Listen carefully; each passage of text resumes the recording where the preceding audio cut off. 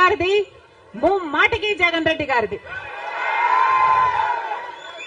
స్వలాభం కోసం ఇద్దరు ప్రజల ప్రయోజనాలను తాకెట్టు పెట్టారు.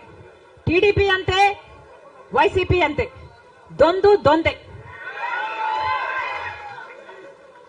అమరావతి రాజధాని అమరావతి అన్నాడు చంద్రబాబు గారు. సింగపూర్ను చేస్తానన్నాడు. 3D గ్రాఫిక్స్ మొత్తం గుర్తుందా? 3D గ్రాఫిక్స్ చూపించాడు చంద్రబాబు గారు. పోనీ అమరావతి రాజధాని అయిందా అంటే అది కాలేదు. జగన్ రెడ్డి గారు వచ్చారు. ఒకటి కాదు 3 రాజధానిలు అన్నారు. పోనీ 3 రాజధానిలు అయ్యాయా అంటే ఒక్కటి కూడా లేదు.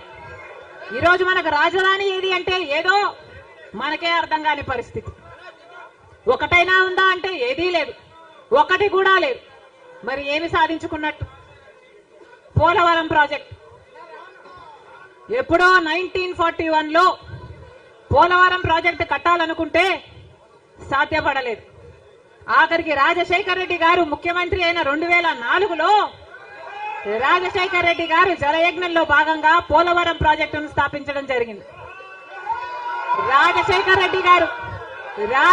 రెడ్డి గారు ముఖ్యమంత్రిగా ఉండగా పోలవరం ప్రాజెక్టు చెందిన కుడి ఎడమ కాలువల పనులు కూడా చాలా శాతం చేశారు రాజశేఖర్ రెడ్డి గారు.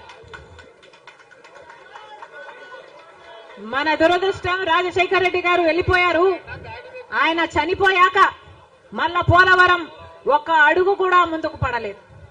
చంద్రబాబు గారు పోలవరాన్ని తాకట్టు పెట్టారు బీజేపీ దోస్తీ కోసము.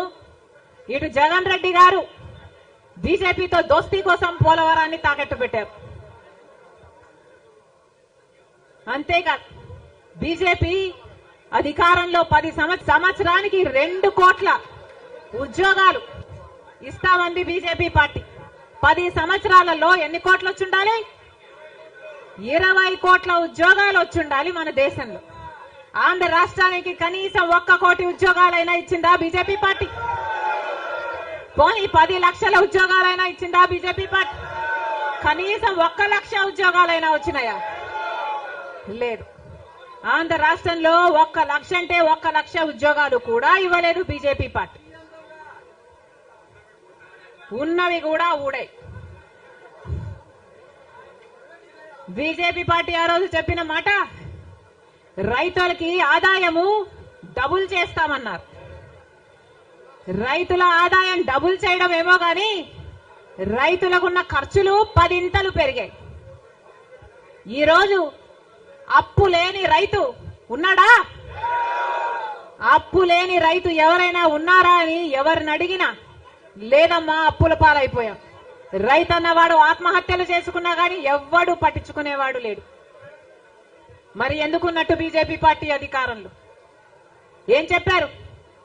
స్విస్ బ్యాంకులలో విదేశాలలో ఉన్న బ్లాక్ మనీ మొత్తము తీసుకొస్తాము, అన్ని పేదల చేతుల్లో పెడతాము అని చెప్పింది బీజేపీ పార్టీ.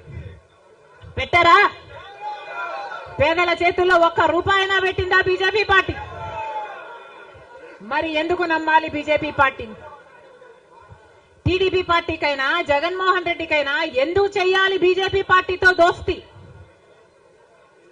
ఎందుకు వాళ్ళ ఎమ్మెల్యేలు, ఎంపీలు, రాజ్యసభ ఎంపీలతో సహా బీజేపీ పార్టీ తొత్తుల్లాగా ఎందుకు మారారు? టీడీపీ పార్టీ అయినా వైసీపీ పార్టీ అయినా ఇద్దరూ కలుపుకుంటే వాళ్లకు చెందిన ఎంపీలు